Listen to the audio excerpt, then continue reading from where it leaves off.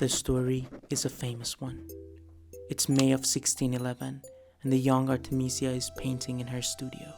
Suddenly, the door opens, and his father's friend walks in, grabs her, throws around her brushes, forcefully takes her to the room, and later she testifies in the trial the gruesome details of the horrible night over and over again. The pain, the trauma is unimaginable. But the story of 1 year of trauma shouldn't overshadow a lifetime of artistic achievement and setting new standards of being a badass. Welcome back to my channel, and we need to talk about the unjust historical treatment of one of the biggest names of Italian Baroque art.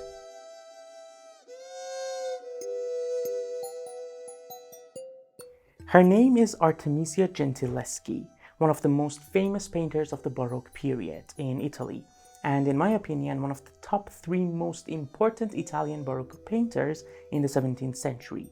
Well, what is the problem then? She was famous back then and she's famous now. That's much better than what we can say about most of the other women artists. I made a video myself last month about how history has forgotten women artists, but Artemisia Gentileschi is pretty famous. Yeah, but usually for the wrong reasons. In a way, her fame is blocking the way for us to see who she really was. Let me explain what I mean. We need to first look at her life and put it on the timeline. Artemisia was born in Rome at the end of the 16th century, and so her artistic career spans the first half of the 17th century. She's arguably the first woman artist to work professionally just like a man does and get international fame. And that all starts in her father's studio. Her father is Orazio Gentileschi, a somewhat famous painter at the time. And Artemisia, being the elder sister of 3 brothers, showed artistic capabilities from a very young age and studied painting under her father's supervision. Don't forget that women couldn't get formal education in fine art back then. That was reserved for men. And women who learned art usually did that in the workshops of their father or husband. Artemisia's father was very influenced by the biggest name of the early Baroque art, Caravaggio, and you can see the influence of Caravaggio on his paintings. Now, Artemisia, either directly by seeing the works of Caravaggio or indirectly by being influenced by her father's style, follows the same general style of painting that defines the Baroque. The extreme theatricality of the scenes, the definitive action pause at its highest point, the realistic figures and settings, and the exact emotion on the face and also the poses of the figures. And in the case of Artemisia, a unique view towards the same old repeated subject and stories. I'll explain that in a bit. But first we need to talk about the big event. Sorry for the YouTube-friendly diction I'm about to use, but you know how unreasonably sensitive YouTube is in these topics. At the age of 17, Artemisia was essayed by one of her father's co-workers, who was also a painter. The nature of the assault was pretty violent, and we know too much detail about the events of that night. And that's because her father took the matter to court against the assaulter. In the court, Artemisia had to retell the exact events of the night again and again in front of the judge. So the trauma of the night wasn't enough, now she has to relive it again and again. And the trauma train continues, as she was even asked to confirm her testimony under severe circumstances. All the accounts of the court sessions, word by word, survives in the archives of Rome. Now, around the time when they were waiting for the final ruling of the court, Artemisia paints this painting. This is Judith beheading Holofernes from the Old Testament tale, where a woman takes action and sneaks into the tyrant's tent and gets rid of him to save her people. Knowing the background, mood, and story of the trauma Artemisia went through, you can't help but to see this picture as a revenge painting. A woman so angry in a messy struggle on this bed, putting all of her power into this violent act. Your mind automatically sees Judith as Artemisia herself, and Holofernes as her assaulter. And here is where the problem starts. Let's continue the timeline. She gets married right after the court shenanigans, and they move to Florence with her husband. There she reinvents her image as a capable artist. She starts expanding her network. She makes friends with the important people, like Michelangelo Buonarroti the Younger, who was rich and influential, and she makes friends with the one and only Galileo Galilei. She gets commission after commission, huge paintings, many of them are signed. She becomes the very first woman who gets accepted in the Florence Accademia delle Arti del Disegno, which is a prestigious art school. And she made a life and paid for her life with the money she was making with her art. She was an independent woman. Okay, now look at this painting. This is Artemisia's version of the tale of Susanna and the Elders from the Old Testament. In short, the story is like this. The two men sneak up on Susanna while bathing and threaten her that if she doesn't let them have their way with her, they're gonna spread the word that she was unfaithful to her husband. She refuses to be blackmailed and resists the men, so they spread the false allegation. But then, after their accounts of the event turns out contradictory, they are revealed as liars and Susanna's name is cleared. So you put this painting in front of someone and tell them Artemisia Gentileschi painted it. Immediately, they're gonna put on the glasses of the essay trauma and try to find the artist's anger in the art. But it's done 38 years after the incident. Meanwhile, she already had a similar painting of the same subject with all the same attributions done a year before the incident. Or this one. This is Tarquin and Lucretia, the Roman story of how Tarquin forced himself upon Lucretia, and after that she exposed what he did and then took her own life. When Gentileschi paints it, it suddenly gets a biographical nature as if it refers back to her trauma. But when Titian painted it 70 years earlier, it was just another masterful painting. And that is the pitfall that I'm complaining about. The urge to see everything as an expression of the artist's trauma stops us from appreciating the social context of it. And the social context of it is this. Artemisia Gentileschi is not just a victim, an essay survivor. She has actually actively tried to show all her life that she's much, much more than that. Don't get me wrong, I'm not saying that her experiences didn't have any effect on her art. They definitely did. But looking at the works through that lens should be only one approach, one way of deciphering the works among many different approaches. But unfortunately, the reflection of trauma view has blocked other views, and that, I think, is a disservice to this incredibly strong artist.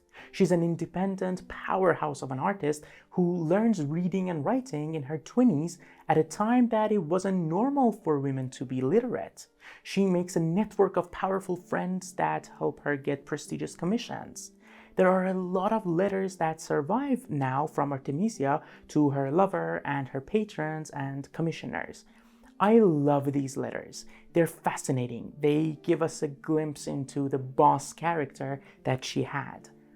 But before taking a look at them, if you like learning about different artists and art history and theory and other videos like this, make sure to subscribe to the channel. That would be a big confidence boost for me and a simple way for you to help grow the channel. So thanks. So in the letters, in some of them, she bargains for the payment that she wants to get for a painting. I fear that before you saw the painting, you must have thought me arrogant and presumptuous. If it were not for your lordship, I would not have been induced to give it for 160. You think me pitiful because a woman's name raises doubts until her work is seen. So you can see she knows exactly how good she is and how much her work is actually worth. Here you can see her make that very clear in her own words. As for the fact that this gentleman wishes to know the price before the work is done, I do it most unwillingly. I never quote a price for my works until they're done. However, I will do what you command. Tell this gentleman that I want 500 ducats for both. He can show them to the whole world, and should he find anyone who does not think the paintings are worth 200 scudi more, I won't ask him to pay me the agreed price. I assure your most illustrious lordship that these are paintings with nude figures requiring very expensive female models, which is a big headache. When I find good ones, they fleece me, and at other times, one must suffer their pettiness with the patience of Job. So you can see another aspect here. Having female nude models was not at all a normal thing, and she's trying to change that too, with a lot of attitude. And at the same time, she's fighting against the male-centered business of art. She's constantly standing her ground, and she had a rough time in it. You can see that in this letter, which is my favorite. As for my doing a drawing and sending it, I've made a solemn vow never to send my drawings because people have cheated me. In particular, just today I found that having done a drawing of souls in purgatory for the Bishop of St. Gata, he, in order to spend less, commissioned another painter to do the painting using my work. If I were a man, I can't imagine it would have turned out this way. And once we look at our works, you can see that same stepping into places that are male-dominated. Her art isn't all violent revenge. What she actually does is that she mainly portrays her women as heroic figures, women who are unafraid and do things that are more conventionally manly. Look at Judith beheading Holofernes again. Look at the body language of Judith doing what she's supposed to do with all her might. The same thing is happening in the figure of her servant. The muscles are flexed as she's holding him down with all her power. And Judith's face shows determination and focus. Now compare it to Caravaggio's Judith. She's doing the same, but she seems disgusted. The muscles are relaxed. And in general, it doesn't have that violent reality that Artemisia depicts.